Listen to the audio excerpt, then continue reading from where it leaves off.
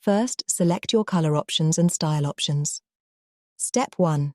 Move your phone around until you see the green dots appear on the floor. When the pointer shows on the floor, click the plus button. Step 2. Move the pointer to the bottom of the skirting board on the left-hand side of your window and click the plus button. Step 3. Move the pointer to the right-hand side of skirting board by the window and click the plus button. Step 4. Move the pointer to the top left of where you want your curtains and click the plus button. Step 5. Drag the pointer to the bottom right of where you want your curtains and click the plus button. Step 6.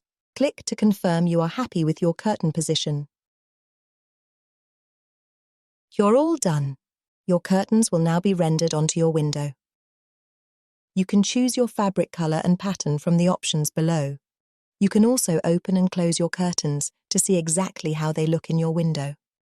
You can either order a free sample or simply buy now, which takes you to the website to complete your curtain purchase. Terry's ViSULiZR, the future of home furnishings.